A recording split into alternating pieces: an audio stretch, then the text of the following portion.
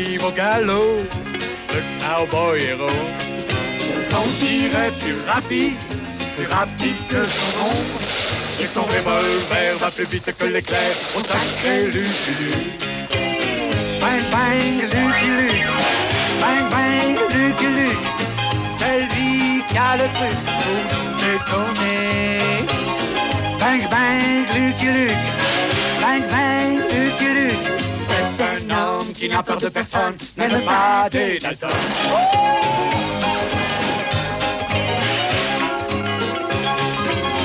C'est lui qui a le truc pour nous étonner. Bang bang Lucky Luke, bang bang Lucky Luke, même les Dalton qui ne craignent personne ont peur de Lucky Luke. Bang bang Lucky Luke, bang bang Lucky Luke, celui qui a le truc pour nous étonner. Bang bang Lucky Luke, bang bang Lucky Luke, oh sacré Lucky Luke. Et hors la loi n'échapperont pas au tir de Lucky Luke.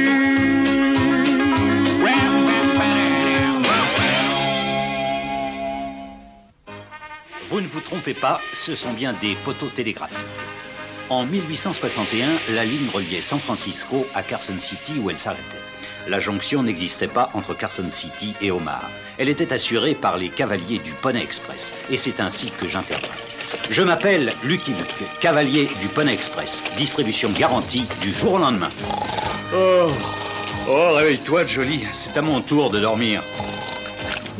Dommage, je faisais un rêve merveilleux. La ligne télégraphique traversait le pays de bout en bout et je pouvais enfin quitter cet emploi. Entre-temps, à Washington, le président Lincoln avait décidé de financer la jonction du télégraphe entre Carson City et Omaha. Monsieur Sibley, j'ai décidé de financer la jonction du télégraphe entre Carson City et Omaha. Au nom de la Western Union, je suis heureux de l'apprendre. Stop. Donnerai instruction immédiate, commencez travaux. Stop. Oh, Jolie, réveille-toi. Nous sommes enfin arrivés à Dusty Falls. Enfin? Ce n'est pas trop tôt, veut-il dire? Voilà le courrier, Sam. Est-ce qu'il y a quelque chose pour Carson City? Il y a deux choses. Cette lettre de Washington et ce chien errant. Oh, pitié, je ne suis pas encore réveillé et ceci est un cauchemar. Rends ton plan. Mais qu'est-ce que tu fais par ici? Je crois qu'il suivait ce troupeau de bisons. Il n'a pourtant pas l'air d'être un chien de berger. Non, mais c'est bien durant ton plan. Vous m'amusez bien avec ces gros chiens, mais je préfère partir avec Lucky Luke. Oh, le bureau du télégraphe de Carson City. Il est temps de réveiller mes deux passagers. Oh. Merci, Jolie. J'ai très bien dormi. Moi aussi. Je m'appelle Lucky Luke du Poney Express. Voici une lettre pour l'ingénieur James Gamble. Eh oui, c'est bien moi, monsieur Luke. Yahoo! Bonne nouvelle, l'ami? Ah oui, merci, oui. Mais pas tellement pour vous, monsieur Luke. Cette lettre annonce la fin du Poney Express. Yahoo! Bon, de toute façon, je commençais à en avoir assez. Alors, j'ai peut-être quelque chose à vous offrir, monsieur Luke. L'offre de Gamble était simple. Il avait besoin d'un contremaître pour diriger l'équipe qui poserait la ligne télégraphique. J'accepte de vous accompagner. Cette nouvelle situation me plaît. Au moins, elle soulage mes jambes. Je vais pouvoir admirer le paysage quand j'aurai fait ma sieste.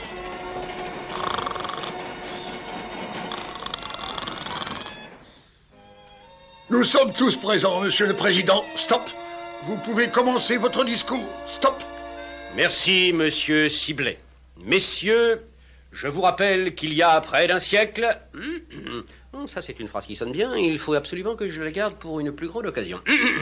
Monsieur Gamble, vous et votre équipe, vous commencerez à partir de Carson City. Monsieur Creighton, vous et votre équipe, vous partirez d'Omaha. Et la jonction se fera à Salt Lake City.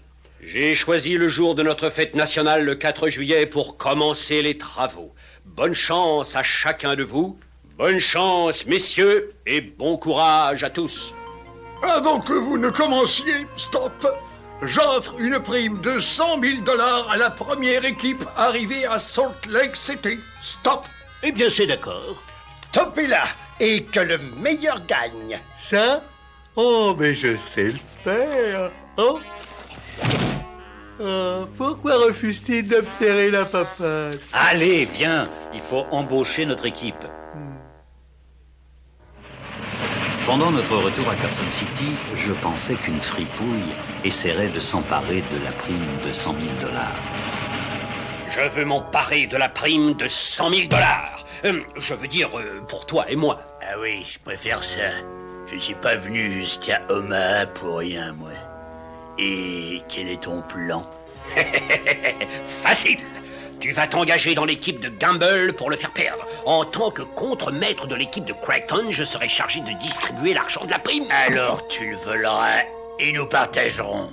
D'accord? D'accord. Marché est conclu.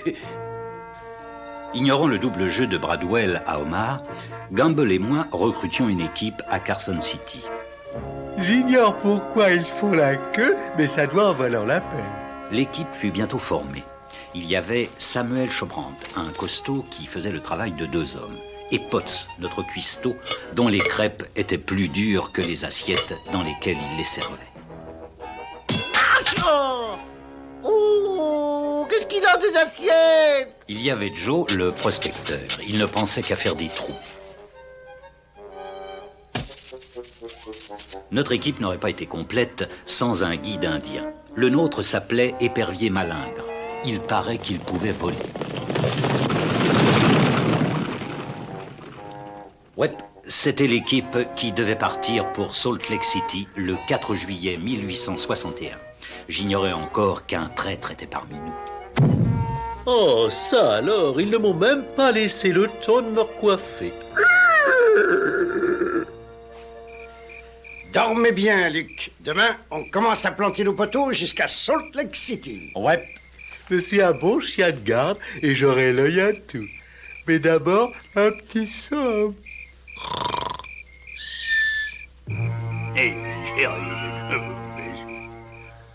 À l'aube du 4 juillet, nous étions prêts à planter le premier poteau.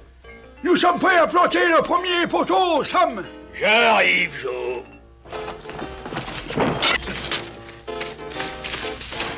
L'aube d'une nouvelle vie, monsieur Luc. C'est à moi l'honneur de fixer le premier fil.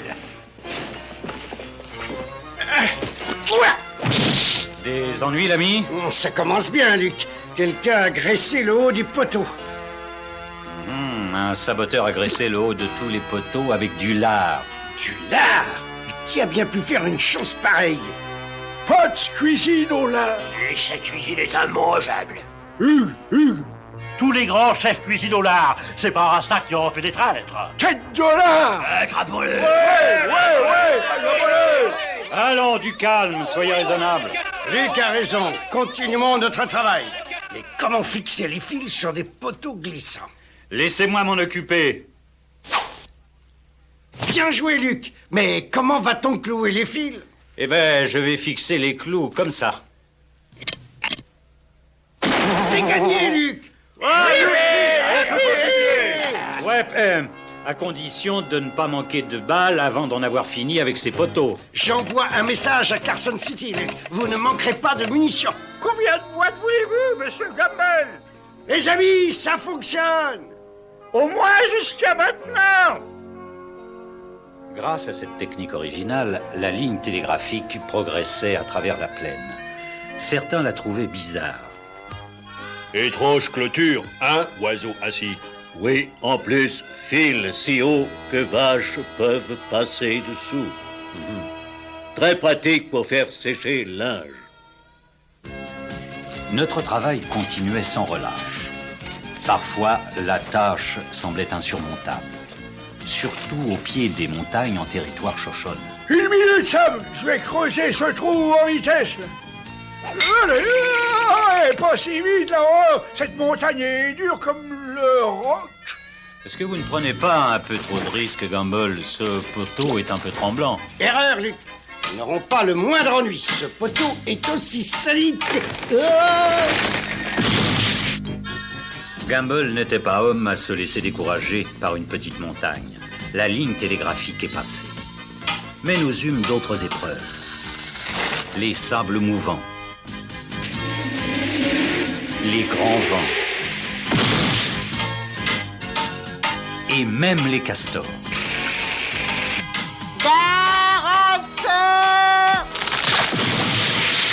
Et d'autres mauvaises surprises. Luc, les Indiens attaquent! Ouais, les Shoshone ne sont pourtant pas sur le sentier de la guerre. Les Shoshone sont sur le sentier de la guerre. Ils n'aiment pas le fil qui chante. Ils vont nous attaquer bientôt. Tiens, qu'est-ce que je disais? On ferait mieux de se mettre à couvert. Mais je ne comprends pas pourquoi ils voudraient s'opposer au télégraphe. C'est pourtant ce qu'ils font, et je voudrais bien savoir pourquoi. Oh, bah, pourquoi n'y va-t-il pas tout seul? Cela ne m'intéresse pas le moins du monde. Ya, Johnny!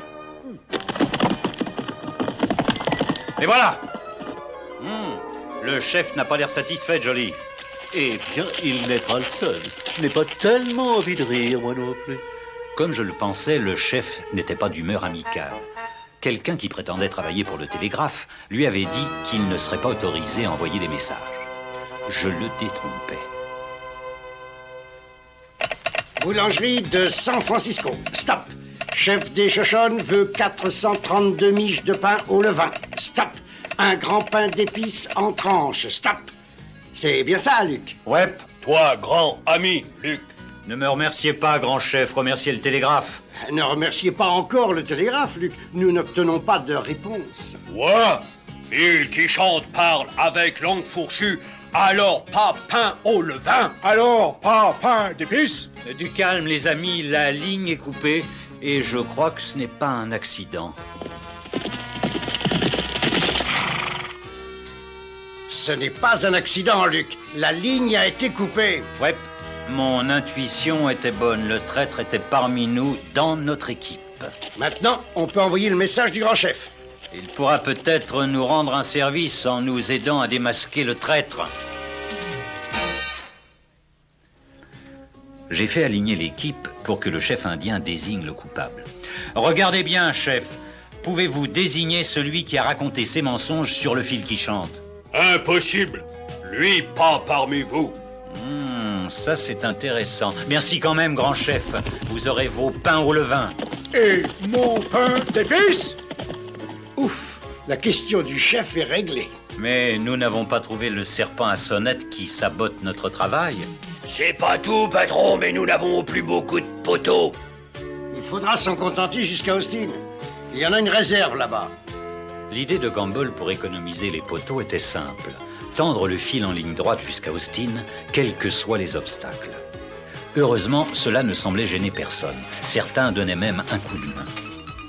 Mais parfois, suivre une ligne droite semblait presque impossible. Cela semble presque impossible de traverser la rivière avec le fil. Le courant est trop dangereux. Ouais. Épervier malingue, trouve guet en amont pour faire traverser les chariots.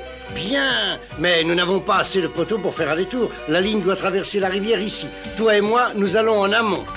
Ouais, mais moi j'ai un plan. J'espère ne pas faire partie de ce plan. Tu ne fais pas partie de ce plan, Jolie. Traverse en amont avec les chariots. On dirait qu'il lit dans mes pensées. Tout ira bien si cette corde tient le coup. Oh, je ne veux pas voir ça.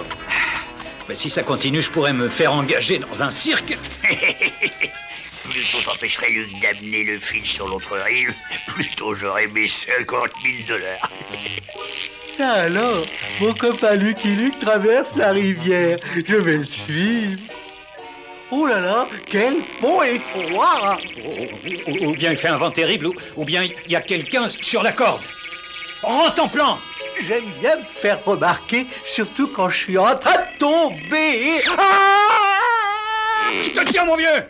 Ah, mais tu me compliques un peu trop la vie, hein? Au revoir, Lucky Luke. Bon débarras. Lucky Luke! Bravo, Luc! Mais c'était très imprudent de couper la corde. Mais c'était pas moi. Vous voulez dire... Ouais, c'est le même coyote qui a coupé le fil. Mais il y a plus grave, Luc. Nous risquons de manquer de poteaux avant d'atteindre Austin, la prochaine ville. C'est le dernier poteau, Gamble. Notre chance tient toujours. C'est Austin, là-bas. Nous sommes à mi-chemin de la récompense. Soyez le bienvenu, Monsieur Gamble. Je suis le maire de la ville d'Austin. J'aimerais bien faire la causette, mais nous devons continuer la ligne. Vous avez nos poteaux, je présume. Certainement. Nous les avons préparés comme votre messager nous l'a demandé. Préparés? J'ai l'impression que notre saboteur est arrivé avant nous. Oh non! Ce ne sont pas des poteaux télégraphiques, c'est du bois pour le feu, ça! Du bois? On dirait plutôt des nonos. Oh non, c'est pas du tout. Mais enfin, comment voulez-vous faire des poteaux télégraphiques avec ça? Mais je ne sais pas, moi. Je n'y connais rien du tout à la technique. Pouvez-vous nous montrer la crapule qui vous a dit de les couper? Non. Non, désolé, monsieur, mais il n'est pas ici. J'ose espérer qu'ils finiront par trouver celui qu'ils cherchent. Je commence à en avoir assez de ces confrontations. Ce n'est pas moi le coupable. Ah, pas de poteau, pas de télégraphe, Luc. Cette fois-ci, nous avons perdu. Peut-être pas. Vous voulez dire... Ouais. Je finis par persuader le maire que le télégraphe allait rompre l'isolement d'Austin et la relier au reste du monde. Il mit la ville à notre disposition. Moi, j'appelle ça de la démolition. Il faut bien le reconnaître, Luc, c'était une fameuse idée. Bah, élémentaire.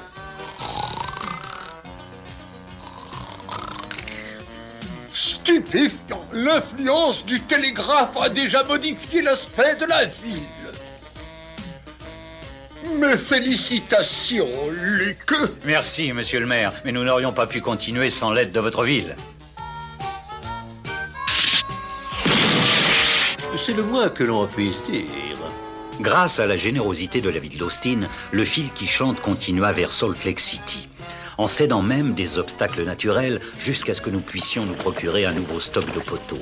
Mais la tension nerveuse de notre équipe augmentait. Non, non, non! C'est pas moi le train! Si, c'est toi.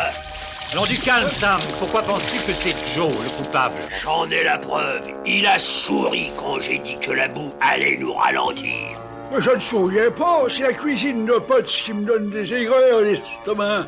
Sam, tu dois des excuses à Joe. Bon, pardon, l'ami. Oh malheur, cet homme est en danger. Je vais lui sauver la vie. Oh, pauvre toutou, je vais te tirer de là. Hé, qui sauve qui? Laissez-moi recommencer, je réussirai. Comme je le disais, les esprits s'échauffaient. Oh, je le savais bien, mais regardez tous, c'est Potts qui est le traître. Oh! Eh bien, l'ami, explique-nous pourquoi tu abats un de nos poteaux. Je n'ai plus de bois pour mon fourneau. Vous voulez manger des haricots froids et de la viande crue? Mais pourquoi tu ne l'as pas dit? Donne-moi ça, je vais finir d'abattre ce poteau moi-même. Ah, moi aussi, la viande crue, ça va encore, mais alors, les haricots froids, hein? Non, attendez, les gars. Je n'aime pas beaucoup me raser à l'eau froide, mais je le fais quand même. Les Indiens n'ont pas besoin de se raser. T'as de la chance, toi. Hugues, épervier malin, ne se rase pas. Chacun retrouva son sang-froid. Mais il faisait de plus en plus chaud comme nous approchions finalement du grand désert de sel. Nous réussirons, Luc, si notre réserve d'eau est suffisante. Je vous garantis qu'il n'arrivera rien d'autre, Luc. Je compte sur toi, Potts. J'espère qu'il surveillera mieux notre eau qu'il ne fait à la cuisine. Qu'est-ce qui s'est passé? Je parie que les essieux ont été sciés. Malédiction, vous aviez raison, ils ont été sciés. Oh, on ne peut pas s'arrêter pour ça, Luc. Les gars, chargez les poteaux dans un autre chariot. Non, pas toi, Potts. Tu dois surveiller notre réserve. Voulez-vous parier que c'était la réserve d'eau? La réserve d'eau! J'en profite pour faire ma toilette et j'averse au rat dans le désert de sel. Oh, le traître a encore frappé. Ouais, il est rusé. L'essieu-ci était une diversion pendant qu'il faisait sauter la réserve d'eau. C'est toi traître, Potts. Oh, oh. Je l'ai su dès la première bouchée de ton horrible cuisine. Alors pourquoi veux-tu encore? Au large, coyote. Ou bien... J'ai pas l'intention de gâcher mes munitions, les gars. On verra plus tard si Potts est le coupable. Luc, il ne nous reste plus qu'un seul baril d'eau fraîche pour traverser le désert. Ouais, mais cette fois, je le surveillerai moi-même. Personne. Quand j'aurai vidé ce baril, Gamble et son équipe ne pourront plus atteindre Salt Lake City. Enfin, mais il est vide. Pas vraiment, épervier malingre. T'es pas vraiment indien non plus. Comment sais-tu que c'était moi, cowboy? Parce que tu viens chercher de l'eau pour te raser alors qu'un vrai guide indien n'en aurait pas eu besoin. C'est sous tes traits d'homme blanc que tu sabotais les travaux. Ainsi personne ne pouvait te reconnaître. Et personne n'aurait jamais rien su si tu t'en étais pas mêlé. J'ai pas l'intention de gâcher mes munitions, mais dans ton cas, je ferai une exception. Débarrassé du traître, je n'avais plus qu'un souci, faire durer notre eau jusqu'au bout. C'est tout? Ouais, t'en auras une autre cuillerée demain. Eh ben, mon vieux Jolly, cette fois, c'est peut-être la fin. C'est une blague. Moi aussi j'ai soif, mais la fin, c'est quand on va solitaire vers le soleil couche. Luc, est-ce que j'ai des visions? Ou bien... Ouais, c'est Salt Lake City. Ouais! Il n'est pas encore victoire. Nous n'avons pas gagné. L'équipe de Crichton est là-bas et elle avance très vite. Oh, ça alors! Mais c'est l'équipe de Gamble et elle avance vite. Mon complice a échoué. Gamble n'aurait jamais dû arriver jusqu'ici. Ce fut une course de vitesse jusqu'à Salt Lake City où chaque équipe voulut être la première à planter son dernier poteau au cœur de la ville. Chacun y contribua de son mieux. Mais la fin de la course restait incertaine. On se croirait presque à Longchamp.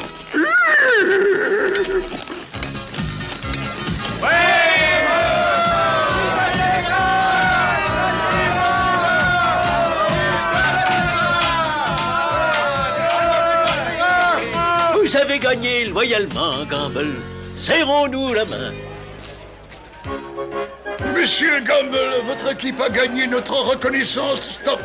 Ainsi que la prime de 100 000 $, stop. Il me faut cet argent, rien ne m'arrêtera. Quelle chance, c'est toi. Allons-y, camarades, volons l'argent de la prime et partageons-le. Non! Lucky Luke! Ouais, je savais que grâce à mon déguisement, je découvrirais le cerveau de l'affaire. Tu ne m'auras jamais, Luke. Ce sera pas la peine. Et maintenant, qu'est-ce que je dois faire de Luke? Pourquoi ne pas essayer le fil qui chante pour demander au chef de la prison d'emmener ses 2 coyotes et aussi son chien de garde? Nous n'aurions jamais pu gagner sans vous, Luc. Voici votre part. Luc, où êtes-vous? Lucky Luke, mais où est-il passé? I'm a poor lonesome cowboy. I'm a long, long way from home. And this poor lonesome cowboy has got a long, long way to roam. Over mountains, over prairies, from dawn till day is done. My horse and me keep riding into the setting sun. Dum-de-dum-dum. Lonesome cowboy.